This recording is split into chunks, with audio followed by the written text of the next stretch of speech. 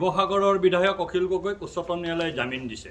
জামিন লাভ পোৱাটো এটা আইনী প্ৰক্ৰিয়া। তেওঁ আইনী প্ৰক্ৰিয়াৰ আধাৰত জামিন লাভ কৰিছে, সেইটো বিশেষ গুৰুত্বপূৰ্ণ বিষয় নহয়।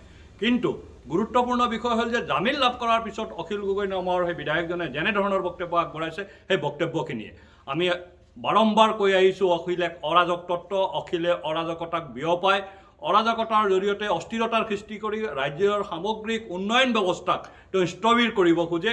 আৰু তাৰ জ্বলন্ত উদাহৰণ আজি অখিল গগৈ জামিন লাভ কৰাৰ পিছত আকৌ নিজে দিলে। অখিলে কৈছে যে অসমত সাম্প্ৰদায়িক ৰাজনীতি কৰিছে ভাৰতীয় জনতা পাৰ্টীয়ে, কিন্তু একে সময়তে ক'ত সাম্প্ৰদায়িক ৰাজনীতি কৰিছে, কেনেধৰণৰ সাম্প্ৰদায়িক ৰাজনীতি কৰিছে।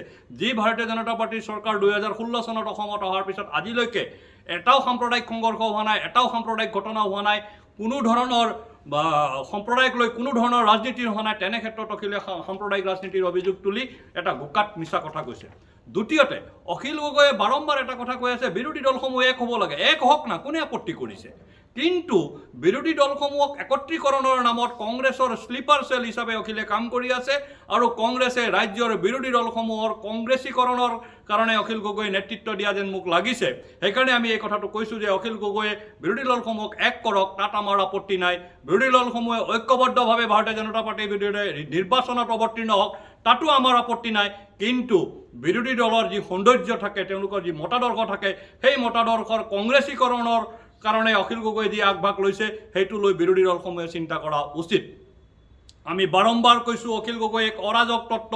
অখিল গগৈয়ে কেতিয়াও সুস্থ চিন্তা নকৰে। অখিল গগৈয়ে সদায় হিংসাত্মক চিন্তা কৰে, আৰু হিংসাৰ জৰিয়তে ৰাজ্যত অস্থিৰতা বিয়পাই অখিল গগৈয়ে নিজে ক্ষমতাত আহিব খোজে। আৰু সেই কথাটো আমি অসমৰ ৰাইজেও জানে, আমিও ৰাইজক বাৰম্বাৰ সেই কথাটো উনুকিয়াই আহিছোঁ, আৰু ৰাইজে সেই কথাটো মৰ্মে উপলব্ধি কৰে কাৰণেই অখিল গগৈক ইতিমধ্যে অসমৰ ৰাইজে ব্ৰহ্মপুত্ৰৰ দুয়োপাৰৰ পৰা, বৰাকৰ দুয়োপাৰৰ পৰা আৰু পাহাৰৰ সেউজীয়া পৰিৱেশৰ পৰা ইতিমধ্যে তেওঁক দলিয়াই দিছে। গতিকে অখিল গগৈক লৈ বিশেষ চিন্তা নাই। কিন্তু এটা কথা স্পষ্ট, জামিন পোৱাৰ পিছত অখিলে যি কথা কৈছে, সেই কথাখিনিৰ পৰা এই কথা স্পষ্ট হয় যে অখিলৰ সাংবিধানিক ব্যৱস্থাৰ ওপৰত কোনো আস্থা নাই। আইন, কানুন, নীতি, নিয়ম, বিধানসভা, লোকসভা, সংসদীয় পৰম্পৰা, সংসদীয় ব্যৱস্থাই কোনো ব্যৱস্থাৰ প্ৰতি অখিলৰ আস্থা নাই। অখিলে কেৱল অৰাজকতা বিয়পাব জানে, আৰু অৰাজকতা বিয়পাই অস্থিৰতাৰ জৰিয়তে তেওঁ আৰু দুই এজন বিধায়ক জিকুৱাব খোজে।